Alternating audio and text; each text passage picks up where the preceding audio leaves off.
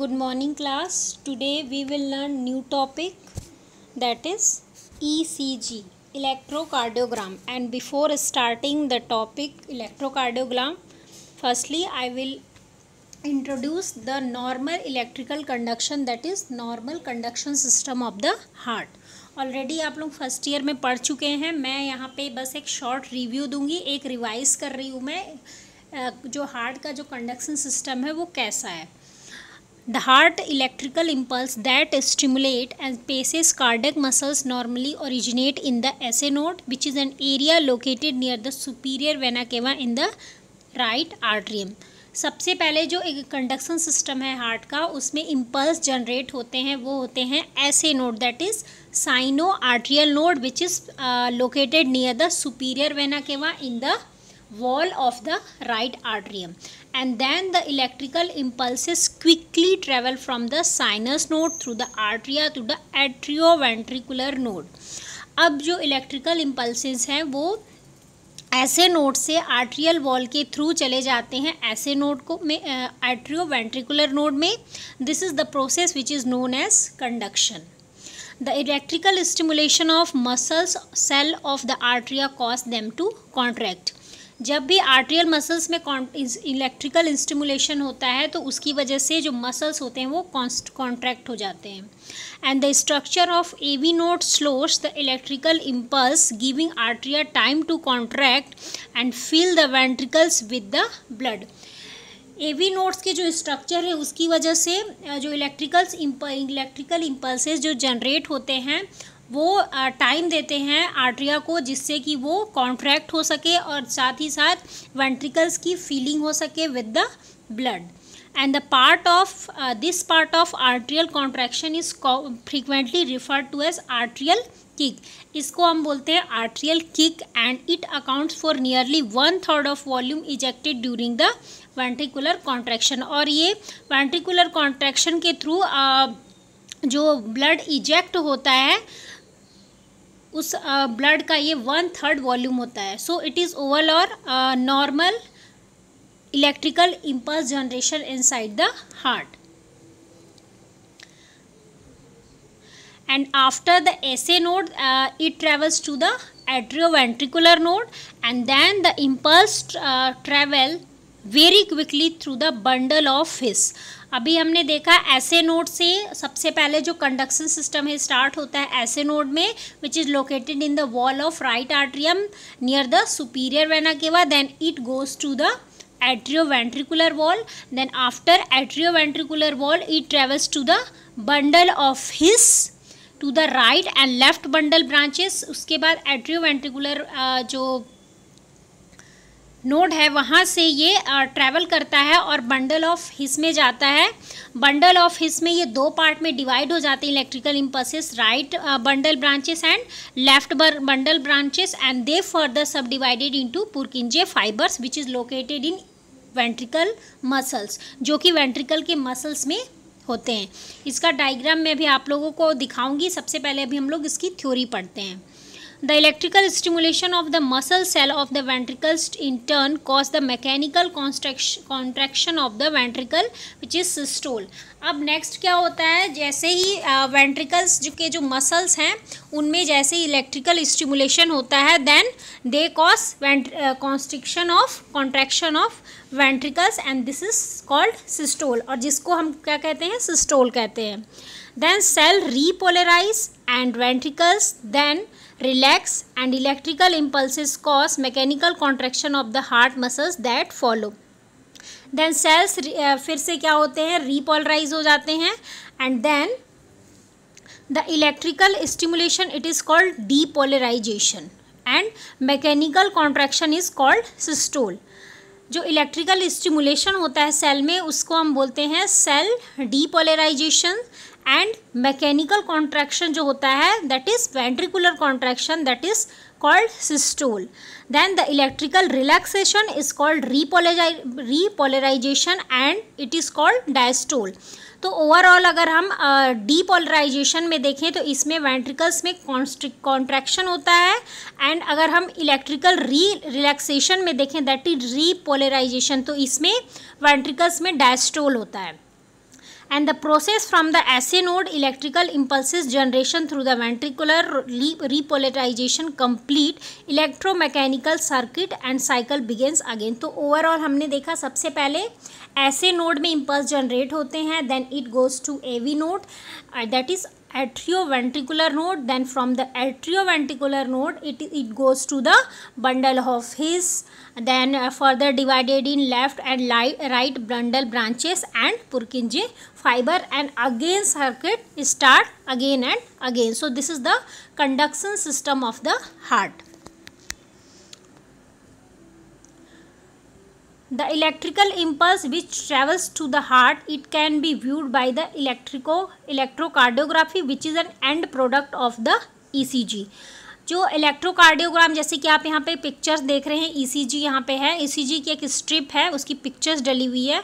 तो ये जो पिक्चर्स हम देख रहे हैं, तो इसमें बहुत सारे आपको ग्राफ्स में बहुत सारे यहाँ पे चीज़ें दिखाई दे रही होगी, दैट इज़ PQRST. ये मैंने हम लोगों ने अलग अलग चीज़ों से इसको डिनोट किया है. सो जो ECG है, जो इलेक्ट्रिकल इम्पल्सेस जो हार्ट के थ्रू ट्रैवल करते हैं, उनका जो प्रोडक्ट है, यानी कि उनको हम एक ग्राफ के फॉर्म में अगर हम उसको देखना चाहें, so it is the end product of ECG, यानी कि हम ECG के फॉर्म में हम इसको देखते हैं. Each phase of cardiac cycle is reflected by specific wave form. Cardiac cycle का जितना स्पेसिफिक फॉर्म है, कार्डियक साइकिल का जितना भी हमने साइकिल के जो फेजेस पढ़े हैं, वो सभी में अलग अलग जो फेजेस हैं, उन अलग अलग फेजेस को यहाँ से पे सिंगल सिंगल एक एक जो वेव्स हैं जो ग्राफ्स में बनी हुई है, वो उसको डिनोट करती हैं, जिससे कि हमें ECG से पेशेंट की कंडीशन के बारे में नॉलेज मिलता है. सो यहाँ पे आप देख सकते हैं, सबसे पहले यहाँ पे AC नोड में इम्पल्स जनरेट हुआ है, then it goes to atrioventricular node. This is the atrioventricular node, and atrioventricular node से ये चला गया है बंडल ऑफ हिस में. दिस स्काई ब्लू कलर में यहाँ पे जो दिख रहा है, that is bundle of His. Then it's divided into left and right bundle branches. जो यहाँ पे आपको ये जो दिख रहा है, this is the left and right bundle branches, and this is the Purkinje fibre, है ना. जो इसके जो सब ब्रांचेस दिख रहे हैं, ये है आपका पुरकिंजे fibres.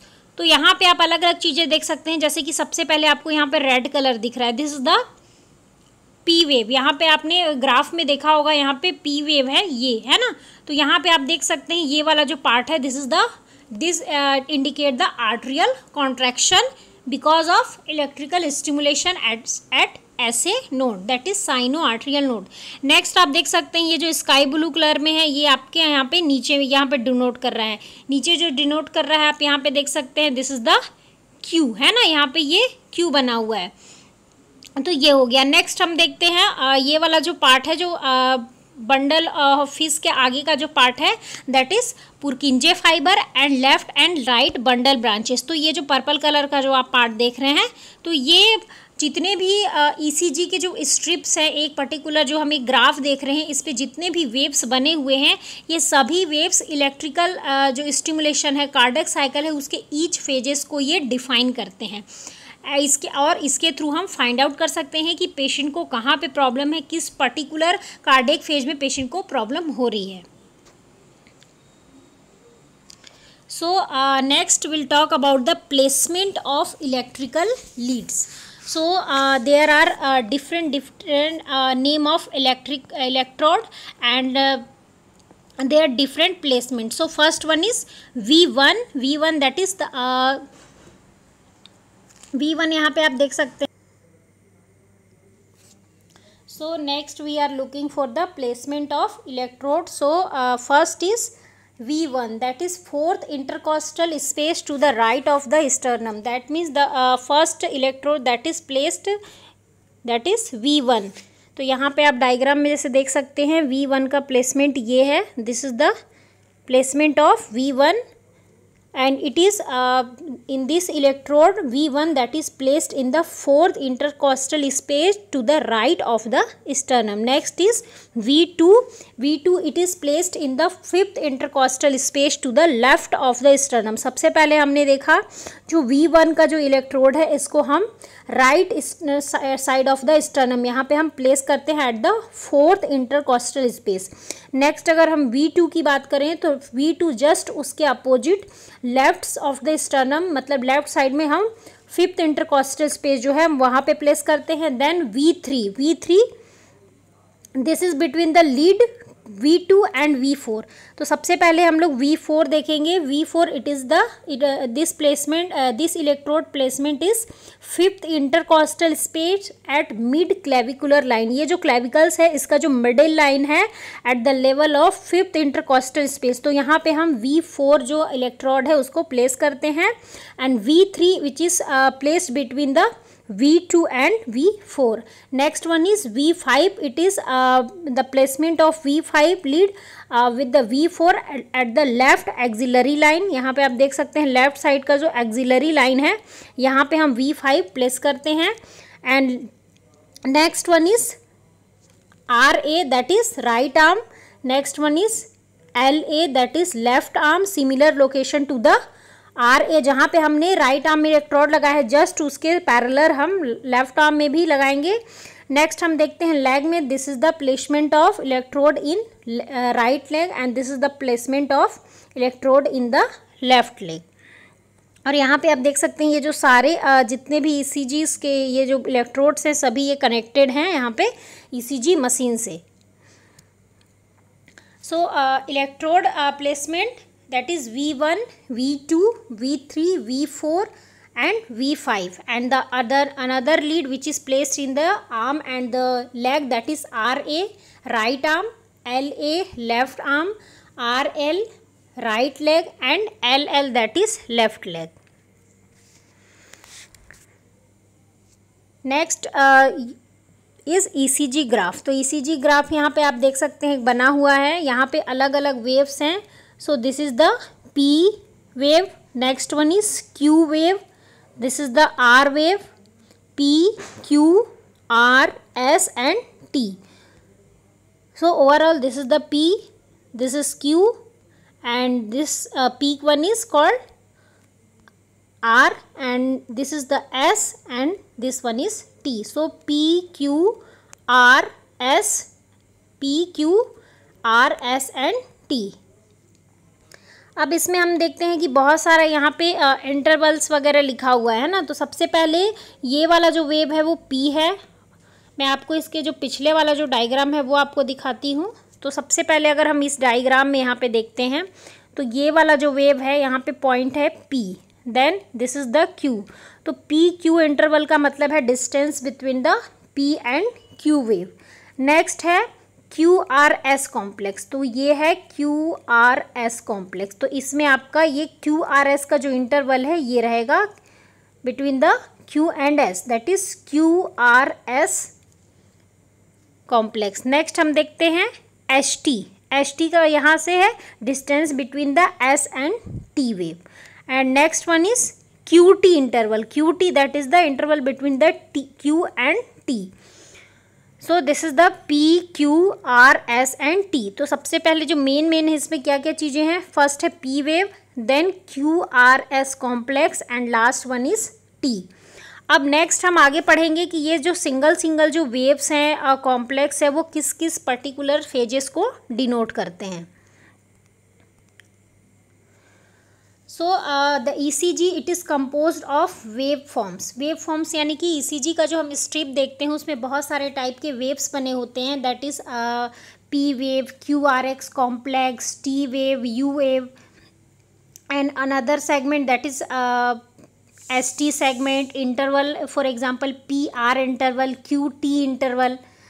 Next one is isoelectric line. It is between the waves and the cycle. ECG record a baseline which indicate absence of net electrical activities. So first one is wave का मतलब क्या है. a deflection either positive or negative away from the baseline और iso electric line. जैसे कि यहाँ पे आप देख रहे हैं ये जो लाइन है ना, एक जो सिंगल लाइन गई हुई है यहाँ पे, तो ये एक लाइन है। इस पर्टिकुलर एक जो लाइन जो हम इस स्ट्रिप पे देखते हैं, एक सिंपल सी एक लाइन है। अब इसके ऊपर अगर कोई चीज़ जा रही है, ग्राफ या कोई लाइनिंग वो नीचे जा रही है, that is called wave. Next one is complex. Complex का जैसे कि हमने देखा Q R and S, Q R S मिलके क्या बना रहे हैं, कॉम्प्लेक्स बना रहे हैं, यानी कि एक से ज़्यादा वेव्स मिलके कॉम्प्लेक्स बना रहे हैं। Next one is segment, a straight line between a wave and complex. जैसे कि हमने देखा था एस टी सेगमेंट, यानी कि एक वेव और एक स्ट्रेट लाइन के बीच का सेगमेंट। जैसे कि हम यहाँ पे देख सकते हैं, this is the S and this is T, तो एस और टी के बीच का, यानी कि एक वेव और एक स्ट्रेट लाइन जो है उसके बीच का जो सेगमेंट है, that is segment. And for example S T segment, P R segment.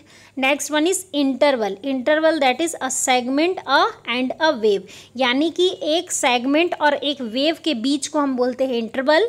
And straight line और एक स्ट्रेट लाइन अगर किसी वेव और कॉम्प्लेक्स के बीच में है तो हम उसको बोलते हैं सेगमेंट। तो अगर ईसीजी की स्ट्रिप में देखें तो हमारे पास 2 सेगमेंट हैं।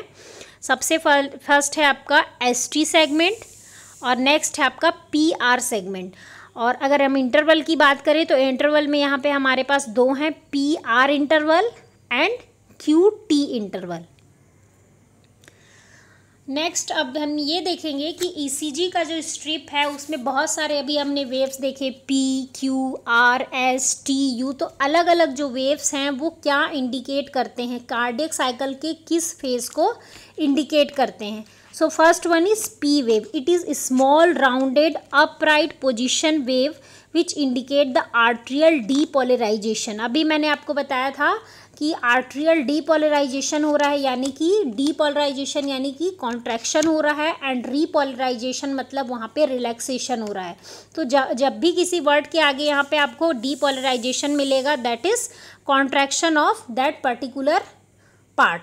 So here this is the arterial depolarization, that means a contraction of the muscle cell of the arteria. If there is ventricular depolarization, then the contraction of cell of ventricles. So P wave क्या है, ये एक small rounded और positive wave है. Positive wave इसको हम क्यों बोल रहे हैं, क्योंकि ये ऊपर की तरफ जा रहा है. यहाँ पे आप देख सकते हैं जो पी वेव है वो ऊपर की तरफ जा रहा है. So this is the positive and rounded wave and it indicate the atrial depolarization, यानी कि ये हमारे कार्डियक साइकिल में बताता है कि आर्ट्रियल में कॉन्ट्रैक्शन हो रहा है due to electrical stimulation. Then it represent the electrical impulses which starting in the sinus node and spreading through the arteria. यानी कि अगर किसी पर्टिकुलर के पर्सन की ईसीजी स्ट्रिप में अगर हम देखते हैं और उसमें हमको पी वेव दिखाई दे रहा है, पी वेव दिखाई दे रहा है, उसका मतलब ये है कि जो इलेक्ट्रिकल जो सिस्टम है वो उसका जो स्टार्टिंग पॉइंट है, यानी कि ऐसे नोड से स्टार्ट हो रहा है, इलेक्ट्रिकल जो इम्पल्सेस है वो जनरेट हो रहे हैं और साथ ही साथ वो राइट आर्ट्रियम में कॉन्ट्रैक्शन कॉज कर रहे हैं. इट इज़ नॉर्मली 2.5 mm और less in height and 0.11 second और लेस इन ड्यूरेशन. अगर पी वेव का अगर हम हाइट देखते हैं स्ट्रेट लाइन से, उसकी पी वेव की हाइट कितनी है, हाइट का मतलब जैसे कि आपको मैं यहाँ पे बता रही हूँ, जैसे कि ये एक स्ट्रेट लाइन है, ये एक स्ट्रेट लाइन है. अब इस स्ट्रेट लाइन से पी वेव की जो हाइट है अगर हम उसकी बात करें तो जो वो हाइट है वो यहाँ पे नॉर्मली 2.5 mm होता है. और अगर हम इसके ड्यूरेशन की बात करें तो जो ड्यूरेशन है उसका 0.11 सेकेंड होता है. यानी कि जो साइनो आर्ट्रियल नोड में जो इम्पल्स जनरेट हो रहे हैं और जिसकी वजह से राइट आर्ट्रियम में कॉन्ट्रैक्शन हो रहा है, उसका टाइमिंग जो है वो 0.11 सेकेंड से या उससे कम होता है.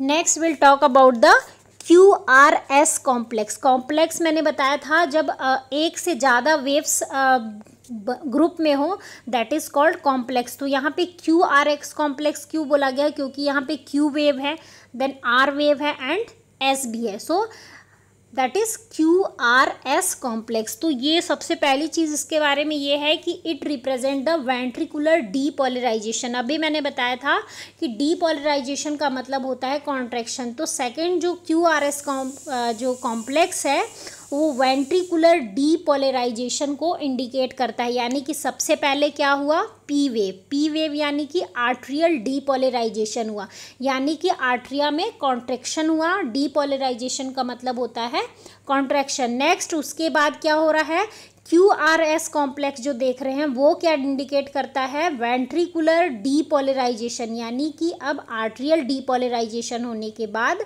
अब वेंट्रिकल्स में डीपोलराइजेशन हो रहा है, यानी कि वेंट्रिकल्स में कॉन्ट्रैक्शन हो रहा है। Not all QRS complex have all these wave form. अगर किसी भी आप ECG के फॉर्मेट को देखेंगे तो आपको सभी में ये ज़रूरी नहीं है कि आपको QRS ये तीनों वेव्स के कॉम्प्लेक्सेस मिलें, लेकिन ये इसमें एक चीज़ ये है कि फिर भी हम सभी को हम QRS कॉम्प्लेक्स हम काउंट करते हैं। The Q wave is normally less than 0.04 second. जो Q वेव जो है इसमें जो कि एक निगेटिव वेव है, यानी कि वो आइसोमेट्रिक लाइन जो है, जो एक नॉर्मल जो ग्राफ की लाइनिंग उससे वो नीचे की तरफ जाता है, तो उसका अगर हम देखें ड्यूरेशन तो 0.04 सेकेंड से भी कम होता है। और वो उसके बाद जो आर वेव जो ऊपर की तरफ गई हुई, यानी कि जो पॉजिटिव वेव्स गई हुई है, ये आर वेव का ये 25% होता है ये।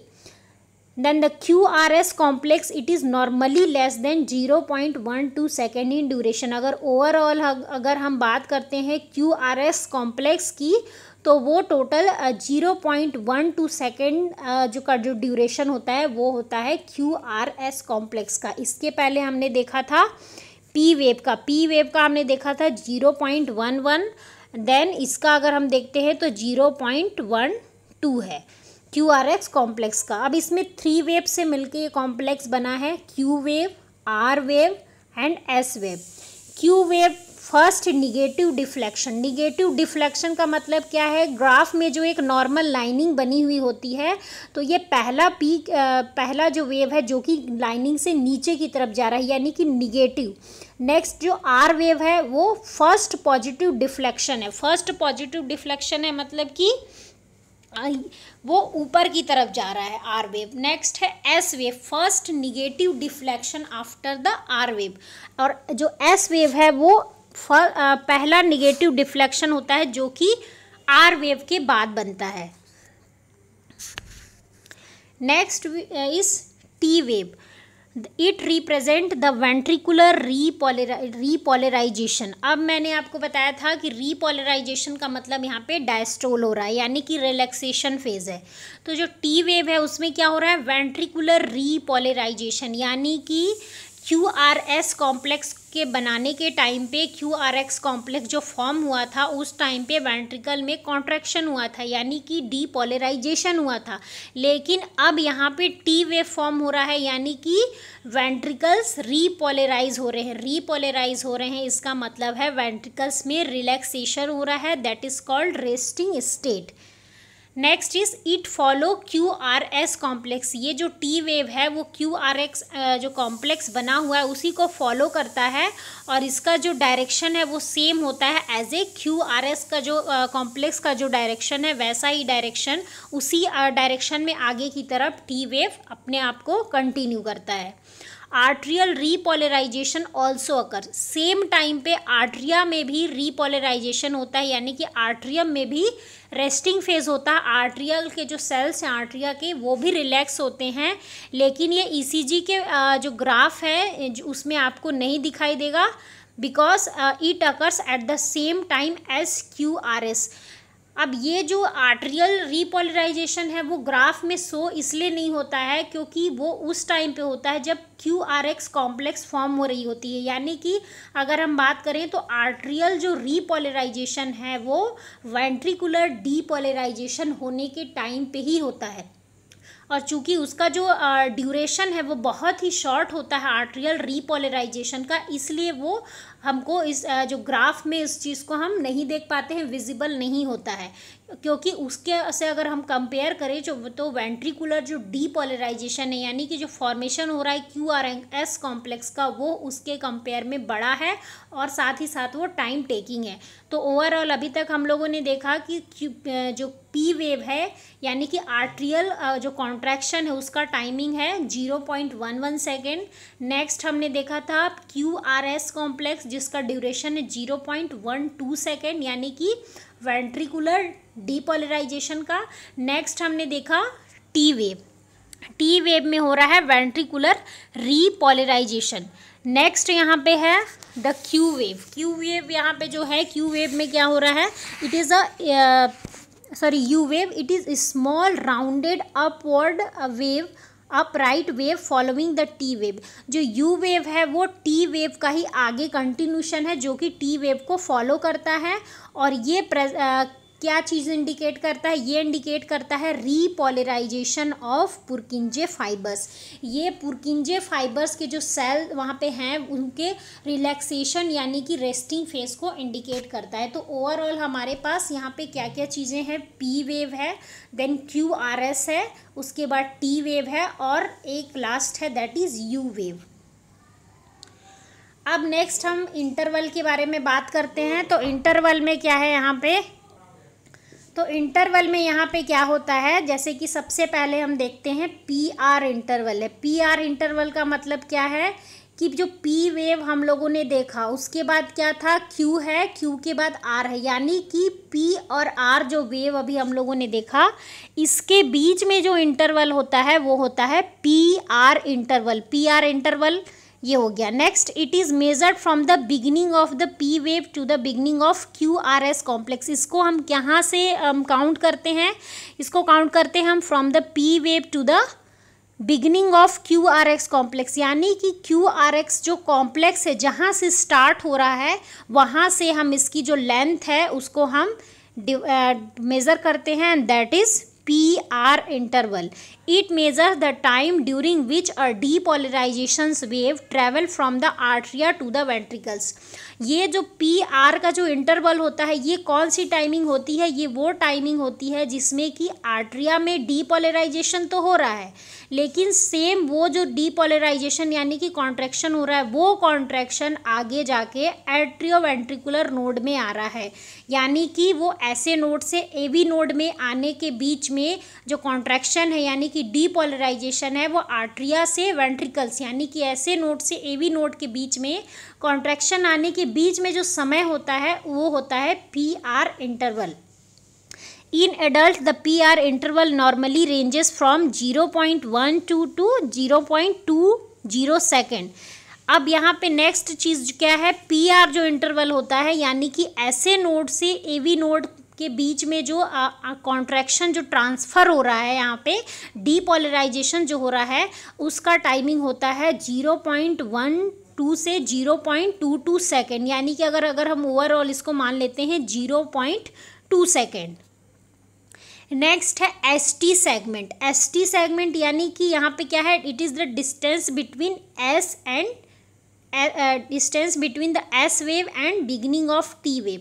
ST सेगमेंट हम कहाँ से काउंट करते हैं, जहाँ पे S लास्ट हो रहा है और जहाँ पे T वेव की बिगिनिंग है यानी कि T वेव जहाँ से स्टार्ट हो रहा है, so that is ST segment. It represent the early ventricular repolarisation. ये कौन सा फेज़ है, ये वो फेज़ है जहाँ पे वेंट्रिकल्स रिलैक्स होते हैं यानी कि वेंट्रिकल्स में रीपोलराइजेशन होता है। And it last from the end of QRS complex to the beginning of T wave. और साथ ही साथ ये जो ये किस टाइम को मेज़र करता है, ये उस टाइम को बताता है that is time between the ventricular depolarization and beginning of repolarization. यानी कि ये जो ST सेगमेंट है ये जो टाइम बताता है, ये उस टाइम में क्या हो रहा है, यहाँ पे जो वेंट्रिकल्स हैं वो डीपोलराइज होने से लेकर उनमें वापस रीपोलराइजेशन होने के बीच का समय, यानी कि वेंट्रिकल्स में कॉन्ट्रैक्शन होने के बाद वापस से वेंट्रिकल्स में रिलैक्सेशन होने के बीच का जो समय है वो हम डिनोट करते हैं, इंडिकेट करते हैं ST सेगमेंट से। तो सबसे पहले जो इसमें पी वेव था, पी वेव क्या चीज़ बताता है? पी वेव बताता है आर्ट्रियल कॉन्ट्रैक्शन। तो सबसे पहला जो फेज हो गया वो हो गया आर्ट्रियल डीपोलराइजेशन। नेक्स्ट है QRS कॉम्प्लेक्स। जो QRS कॉम्प्लेक्स है वो बताता है वेंट्रिकुलर डीपोलराइजेशन। नेक्स्ट हम अगर देखते हैं ST क्या बताता है? Ventricular repolarisation. तो सबसे पहले आर्ट्रियल डीपोलराइज हुई, यानी कि आर्ट्रिया में कॉन्ट्रैक्शन हुआ, उसके बाद वो कॉन्ट्रैक्शन गया वेंट्रिकल्स में, सो वेंट्रिकल डीपोलराइज हो गए। उसके बाद जो तीसरी चीज़ हो रही है वो है वेंट्रिकुलर रीपोलराइजेशन। तो सबसे पहले यहाँ पे पी वेव बनेगा, मतलब आर्ट्रिया में कॉन्ट्रैक्शन होगा, देन QRS कॉम्प्लेक्स बनेगा, यानी कि वेंट्रिकल्स में कॉन्ट्रैक्शन होंगे। उसके बाद टी वेव बनेगा, यानी कि वेंट्रिकल्स रेस्टिंग फेज में चले जाएंगे, रिलैक्सेशन फेज में चले जाएंगे, और वो आगे जो यू वेव है जो कि टी वेव को आगे फॉलो करता है सेम डायरेक्शन में, आगे फिर से जो साइकिल है वो कंटिन्यू रिपीट होता रहेगा again and again. Next is QT interval. QT interval, it represent the total time for ventricular depolarization and repolarization. अभी मैंने बताया जो QRS कॉम्प्लेक्स है वो क्या इंडिकेट करता है? QRS जो कॉम्प्लेक्स है वो वेंट्रिकुलर डीपोलराइजेशन को इंडिकेट करता है, और ST सेगमेंट के बारे में अगर हम बात करें तो ST सेगमेंट जो है वो वेंट्रिकुलर रीपोलराइजेशन को इंडिकेट करता है। तो ओवरऑल Q से लेकर T के बीच के जो भी ये जो इंटरवल है इसके बीच में क्या हो रहा है? वेंट्रिकल्स जो हैं वो पहले डीपोलराइज हो रहे हैं, यानी कि उनमें कॉन्ट्रैक्शन हो रहा है। उसके बाद वेंट्रिकल रीपोलराइज हो रहे हैं, यानी कि उनमें रिलैक्सेशन हो रहा है, and they are in resting phase. Next, how we will determine the heart rate. अब हम हार्ट रेट को कैसे फाइंड आउट करेंगे, कैसे हमें पता चलेगा कि पेशेंट का हार्ट रेट कितना है? तो इसके लिए कैलकुलेशन के बहुत सारे मेथड है, तो इसमें हम कैलकुलेट करते हैं उस बेस पे कि पेशेंट का हार्ट रेट कितना है। Heart rate can be obtain from ECG interval from the several methods. अलग अलग मेथड है जिससे कि हम हार्ट रेट को काउंट कर सकते हैं। Basically there are 3 method. So first method that is minute strip contain 300 large boxes and 1500 small boxes, and therefore it is an easy and accurate method to determine the heart rate with a regular rhythm is to count number of small boxes with R to R interval। अब इसमें जैसे कि हम देखते हैं heart rate को determine करने का या हार्ट रेट को काउंट करने का हमारे पास 3 मेथड है। सबसे पहला मेथड है जिसमें कि हम लार्ज बॉक्सेस को काउंट करते हैं। ECG का जो मैंने अभी ग्राफ बताया, तो ग्राफ में बहुत सारे बॉक्स बने हुए होते हैं। एक जो ECG की स्ट्रिप होती है उसमें 300 जो है वो लार्ज बॉक्सेस बने हुए होते हैं, जैसे कि यहाँ पे आपने देखा 300 उसमें लार्ज बॉक्सेस बने होते हैं और 1500 उसमें स्मॉल बॉक्स बने होते हैं। तो ECG के ग्राफ में हमको हार्ट रेट काउंट करने का हमारे पास 3 मेथड है। पहला है हम लार्ज बॉक्सेस को काउंट करते हैं, दूसरा है कि हम स्मॉल जो बॉक्सेस हैं उनको काउंट करते हैं, या तीसरा है 6 सेकेंड ECG रिदम स्ट्रिप। तीसरा मेथड है जिसमें कि हम 6 सेकेंड वाला जो ECG का रिदम है उसके हेल्प से हम हार्ट रेट काउंट करते हैं। तो एक एक मेथड हम बारी बारी से पढ़ेंगे। तो सबसे पहला जो मेथड है count the large boxes. Large boxes का मतलब है एक जो ECG की जो स्ट्रिप होती है उसमें 300 बॉक्सेस होते हैं। 300 बॉक्सेस यानी कि लार्ज बड़े बॉक्सेस होते हैं, और उस 300 बॉक्स में अगर एक सिंगल बॉक्स को अगर हम निकालते हैं तो उस एक सिंगल बॉक्स के अंदर 5 हमको हॉरिजॉन्टल बॉक्स मिलेंगे और 5 हमको जो रहेगा वर्टिकल बॉक्स मिलेगा। तो ये जो बॉक्स के बारे में हम देख रहे हैं, तो इसमें क्या है, बड़े बॉक्सेस जो हैं वो 300 है, और छोटे छोटे बॉक्सेस देखें तो हम 1500 बॉक्सेस है। तो जैसे कि सपोज़ जैसे कि एग्जांपल देखते हैं, अगर इसमें एक चीज़ और हम लोगों ने क्या देखा कि R to R इंटरवल देखते हैं, यानी कि अभी मैंने बताया कि एक जो ECG का ग्राफ होता है वो क्या होता है, P then Q, R and S. Next फिर एस के बाद टी आता है और टी के बाद फिर से पी वेव शुरू हो जाता है। तो यानी कि एक पर्टिकुलर कार्डियक साइकिल कंप्लीट होने में जो वेव आता है वो सेम नेक्स्ट साइकिल कंप्लीट होने में भी सेम वही वेव जनरेट होगा, है ना। तो एक जो आर वेव है और दूसरे आर वेव, दोनों आर वेव के बीच में कितने बॉक्सेस आ रहे हैं उस बॉक्स को हम लोग काउंट करते हैं। तो जैसे फॉर एग्जांपल अगर दो आर के बीच में दो आर वेव यानी कि दो हार्ट का जो हमने दो ग्राफ बनाया, यानी कि एक पूरा P Q R X complex बन गया, फिर दूसरा P Q R X complex बन गया। तो ऐसे दो कॉम्प्लेक्स बने तो दोनों में एक एक आर वेव है। तो दोनों आर वेव के बीच में अगर 10 बॉक्स हैं तो हार्ट रेट हमको क्या करना है, 1500 से हम 10 को डिवाइड कर देंगे, यानी कि पेशेंट का हार्ट रेट कितना हो गया, 150 बीट्स पर मिनट। सेम अगर दूसरा एग्जांपल देखते हैं, अगर एक आर वेव और दूसरे आर वेव के बीच में अगर 25 बॉक्सेस हमको मिल रहे हैं छोटे छोटे, तो उसका मतलब क्या है कि हम 1500 टोटल बॉक्सेस कितने हैं हमारे पास एक ईसीजी के स्ट्रिप पे, 1500 छोटे स्क्वायर बॉक्सेस होते हैं। तो यहाँ पे एक आर से दूसरे आर के बीच में टोटल 25 बॉक्सेस हैं। तो हम 25 बॉक्सेस को 1500 बॉक्सेस से डिवाइड कर देंगे तो पेशेंट का जो हार्ट रेट है वो आ जाएगा, कितना आ जाएगा, 60 बीट्स पर मिनट। तो ऐसे हमको डिवाइड करना है। तो सबसे पहले जैसे कि हमने लार्ज बॉक्सेस का देखा, तो लार्ज बॉक्सेस में जैसे कि यहाँ पे देख सकते हैं, यहाँ पे एक यहाँ पे पी वेव बना, देन फिर आर बना, फिर उसके बाद, है ना, तो ये पी टू पी है। यहाँ पे हम आर देख सकते हैं, यानी कि एक आर वेव जो यहाँ पे ये जो जनरेट हुई है, जैसे यहाँ पे देख सकते हैं आप, इसको मैं बॉक्स को थोड़ा बड़ा करके दिखा रही हूँ। जैसे कि यहाँ पे ये एक आर वेव बना, देन ये आगे नीचे आया, then S T, then P, उसके बाद फिर से एक आर वेव यहाँ पे बन रहा है ना, तो दूसरी ग्राफ बनी। तो एक आर वेव से दूसरे आर वेव के बीच में कितने ग्राफ है, तो जैसे यहाँ पे कितने ग्राफ हैं, 1 2 3 4 5, यानी कि यहाँ पे 5 ग्राफ हैं। तो हम 5 ग्राफ को क्या करेंगे, 1500 जो स्मॉल बॉक्सेस है उस अगर एक, क्योंकि ये लार्ज वाला है तो लार्ज में हम क्या करेंगे, ये जो 5 आपको दिखाई दे रहा है 5 बॉक्सेस, तो क्योंकि ये बड़े बॉक्सेस है तो बड़े बॉक्सेस हैं इसलिए हम इसको 5 को डिवाइड करेंगे हम 300 से, यानी कि पेशेंट का हार्ट बीट आ जाएगा 60 बीट पर मिनट, है ना।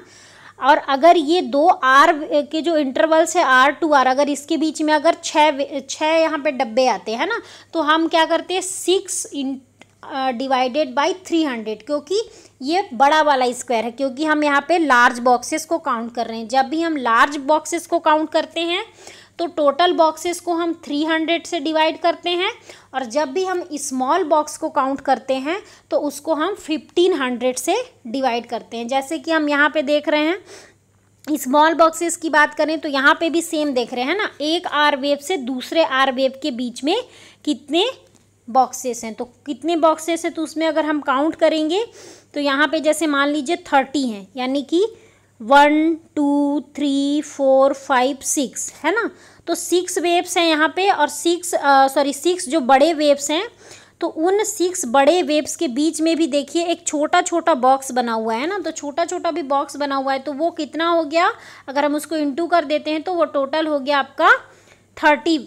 तो 30 को हम काउंट करेंगे 30 डिवाइडेड बाई 1500, यानी कि पेशेंट का जो हार्ट रेट है वो 50 बीट पर मिनट है। यानी कि इसमें सबसे इजी क्या है कि या तो हम लार्ज बॉक्सेस को काउंट कर लें, या फिर हम लार्ज बॉक्सेस के अंदर में जो स्मॉल स्मॉल बॉक्स बने हुए, एक सिंगल जो ये बॉक्स देख रहे हैं आप, इस बॉक्स के अंदर में जो छोटे छोटे बॉक्स बने हैं अगर हम उनको काउंट भी कर सकते हैं, या फिर हम एक बड़े बॉक्स को काउंट करते हैं। अगर हम बड़े बॉक्स को काउंट कर रहे हैं तो हमको उसको 300 से डिवाइड करना होगा, और अगर हम छोटे बॉक्सेस काउंट कर रहे हैं एक आर वेव से दूसरे आर वेव के बीच में, तो हमको उसको 1500 से डिवाइड करना होगा।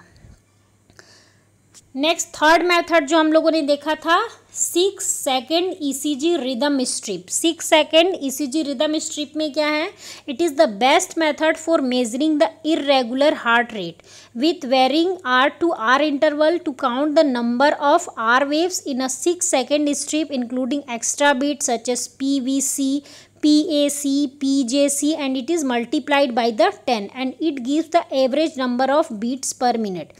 ये जो मेथड है 6 सेकेंड ECG रिदम स्ट्रिप जो मेथड है, ये मेनली हम लोग इर्रेगुलर जो हार्ट बीट्स होती हैं उनको मेज़र करने के लिए, उनको काउंट करने के लिए हम यूज़ करते हैं। इसमें जो हम R टू R इंटरवल यानी कि एक R से दूसरे R का जो इंटरवल है उसको हम 6 सेकेंड में हम डिवाइड कर देते हैं। तो सबसे पहले हम इसमें रेट कैसे कैलकुलेट करेंगे, तो इसमें बहुत सारे स्टेप हैं। फर्स्ट जो स्टेप है इसमें, फर्स्ट इज़ कैलकुलेट रेट, सबसे पहले रेट कैलकुलेट करेंगे। सेकंड डेटरमाइन द रेगुलरिटी, दूसरी चीज़ हम क्या देखेंगे कि जो रिदम है, जो रेट है वो रेगुलर है या नहीं। तीसरा पी वेव को हमको असेस करना है। Next determine the PR interval, PR interval देखना है कि हमको P और R के बीच का जो टाइमिंग है वो कितना है। Next determine the QRS duration and shape, next चीज़ हमको क्या देखनी है, QRS का ड्यूरेशन देखना है और साथ ही साथ शेप देखना है। ये सारी चीज़ें क्यों देखनी है, अगर जो PR का जो इंटरवल है, PR का जो इंटरवल मैंने जैसे आपको बताया था, PR का जो इंटरवल है वो जो इंटरवल बताया, अगर वो उससे कम है यानी कि क्या हो रहा है, जो वेंट्रिकल्स में जो डीपोलराइजेशन हो रहा है वो बहुत जल्दी हो जा रहा है, यानी कि वेंट्रिकल्स बहुत जल्दी कॉन्स्ट्रिक्ट हो जा रहे हैं, यानी कि आर्टरियाँ अच्छे से रिलैक्स नहीं हो पा रही है। और अगर टाइम ज़्यादा हो गया है यानी कि वो बहुत ही देर तक रिलैक्स हो रहे हैं। तो इसलिए टाइम का यहाँ पे बहुत इंपॉर्टेंस क्यों है, क्योंकि टाइम हमको बता रहा है, नॉर्मली सभी की टाइमिंग एक जो नॉर्मल है वो सब कुछ पहले से आपको पता है कि ये पर्टिकुलर, जैसे कि पी वेव का जो ड्यूरेशन है वो है 0.11, यानी कि इस फेज़ में क्या होता है, आर्टरिया में कॉन्ट्रैक्शन होता है। तो अगर ये जैसे कि पी वेव का हम देखते हैं कि उसका ड्यूरेशन 0.11 है ना, 0.11 सेकेंड है, लेकिन अगर किसी पेशेंट के आपको ECG में जो पी वेव है उसका अगर जो ड्यूरेशन है आपको 0.11 की जगह पे अगर आपको 0.2 मिल रहा है, इसका मतलब क्या है, आर्टरिया में कॉन्ट्रैक्शन बहुत ही धीरे से हो रहा है। अगर 0.11 से आपको कम मिल रहा है यानी कि 0.5 मिल रहा है सेकेंड, या 0.005 मिल रहा है ना, या 0.05 मिल रहा है, यानी कि आर्टरिया में कॉन्ट्रैक्शन बहुत फास्ट हो रहा है। तो ये नॉर्मल जो ड्यूरेशन है ये जानने का आपको क्या फ़ायदा है कि अगर उससे जल्दी अगर वो कंप्लीट हो जा रही, वो वेव जनरेट हो जा रही, यानी कि आर्टरिया में contraction as compare to normal बहुत जल्दी हो रहा है, और अगर उस ड्यूरेशन से ज़्यादा टाइम ले रहा है यानी कि आर्टरिया में कॉन्ट्रैक्शन बहुत लेट तक हो रहा है, यानी कि या फिर लेट से हो रहा है। सेम ऐसे ही जैसे PR इंटरवल है, तो PR इंटरवल हम लोगों ने इधर देखा था।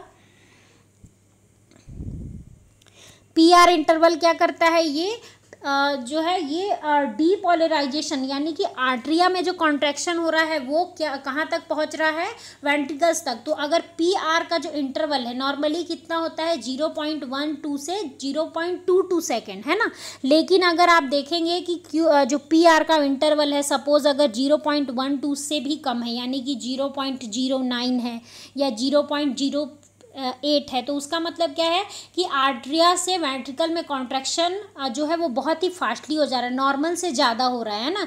तो उस केस में हम एक पढ़ते हैं प्री मैच्योर आर्टरियल कॉन्ट्रैक्शन, यानी कि आर्टरिया में कॉन्ट्रैक्शन पहले ही स्टार्ट हो गया है।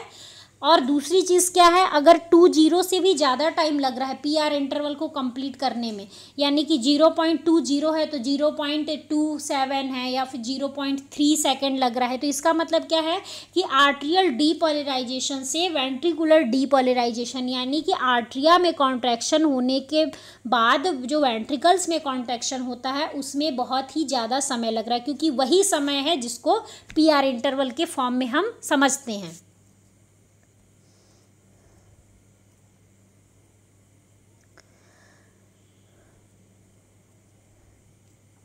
तो सबसे पहले हम इसमें रेट को कैलकुलेट करते हैं। So count the R waves in a 6 second rhythm strip 30 large boxes and then multiply by the 10।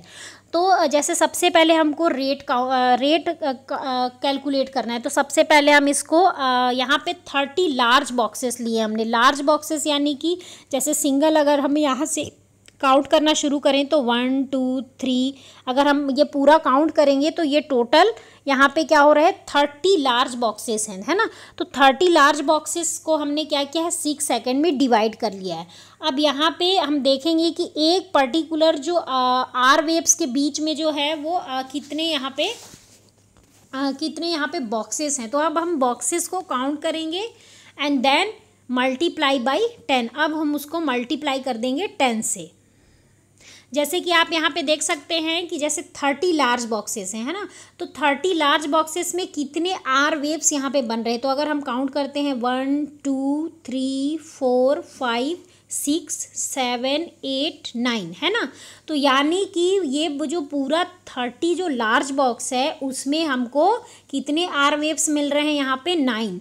तो यहाँ पे हमने क्या देखा, आर वेव्स को हमको काउंट करना है कि 6 सेकेंड में जो स्ट्रिप 6 सेकेंड का जो स्ट्रिप है जिसमें कि 30 लार्ज बॉक्सेस हैं उसमें हमको कितने आर वेव्स मिले। तो इसमें हमको कितने आर वेव्स मिले हैं, 9। अब उसको 9 को हमको करना है 10 से मल्टीप्लाई करना है। तो 9 × 10 90 बीट्स पर मिनट। अगर यहाँ पे हमको 30 लार्ज बॉक्सेस जैसे कि इसमें जो हैं, अगर इसमें हमको आर वेव्स 9 की जगह अगर हमको 6 ही मिलता है ना, तो 6 मिलता, इसका मतलब क्या है कि हम 6 × क्या करेंगे 10 = 60 बीट्स पर मिनट।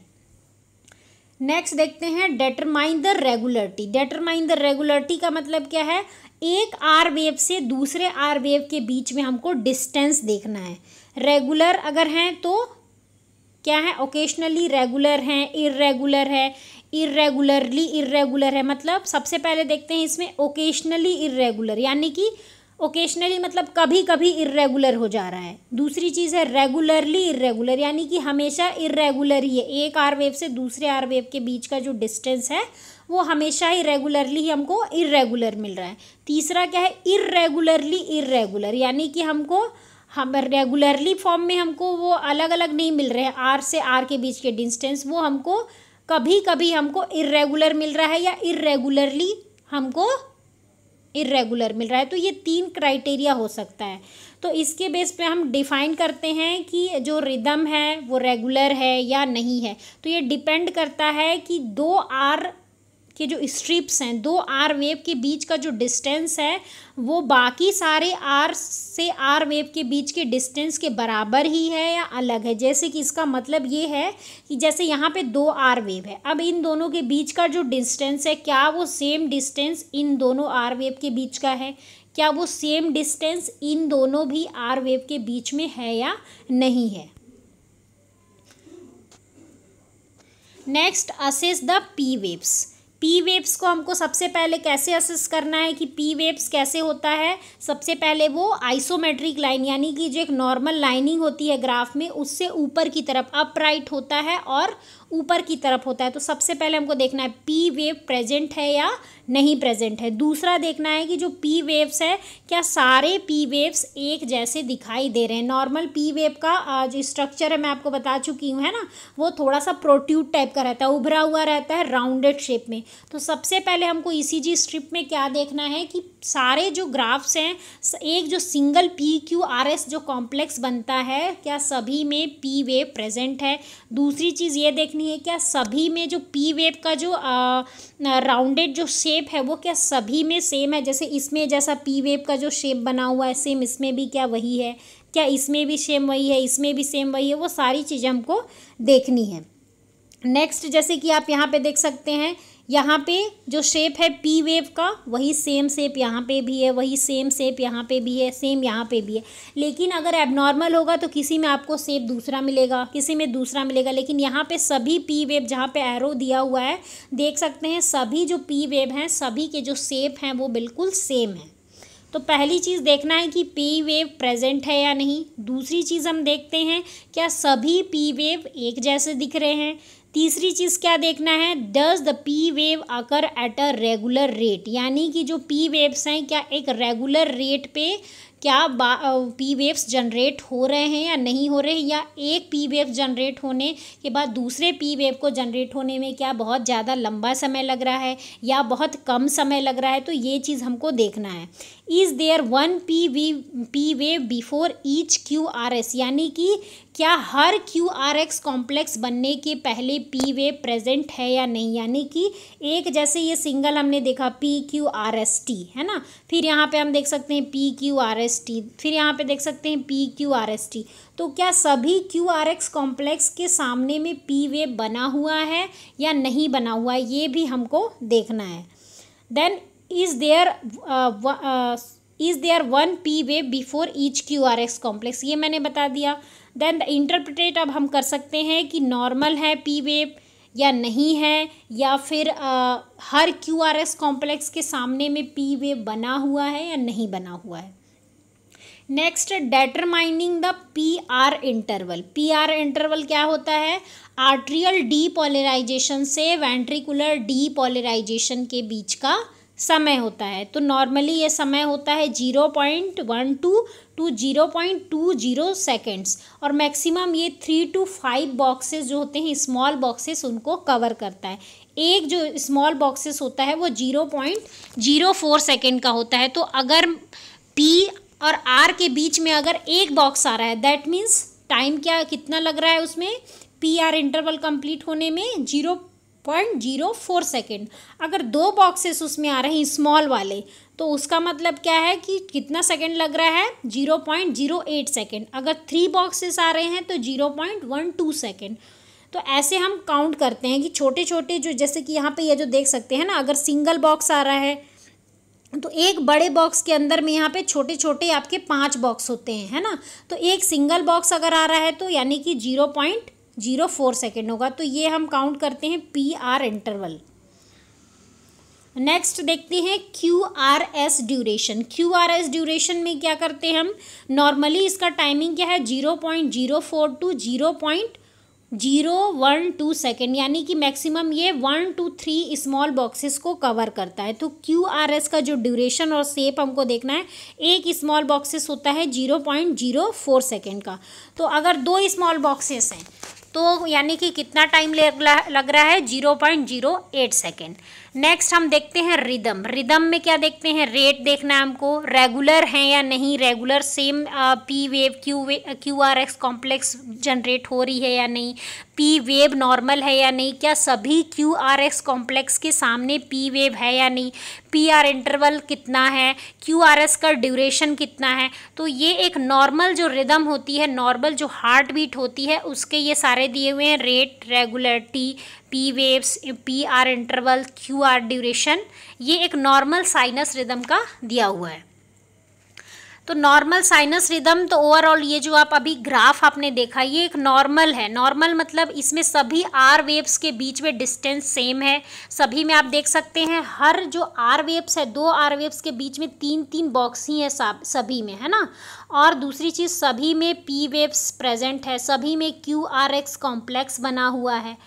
तो ये एक नॉर्मल साइनस रिदम है। तो अब नेक्स्ट जो हम लोग क्लास पढ़ेंगे उसमें हम लोग देखेंगे कि एबनॉर्मल रिदम क्या होता है। एबनॉर्मल रिदम यानी कि उसमें आपको आर और आर के बीच में इंटरवल गलत मिल सकता है, पी आर इंटरवल कम या ज़्यादा मिल सकता है, किसी में आपको क्यू आर एक्स कॉम्प्लेक्स नहीं मिलेगा, किसी में आपको पी वेव एब्सेंट मिलेगा, या इंटरवल ज़्यादा रहेगा, या जो पी वेव है, क्यू आर एक्स कॉम्प्लेक्स है, टी वेव है, ये तीनों जो हैं उनका शेप अलग रहेगा।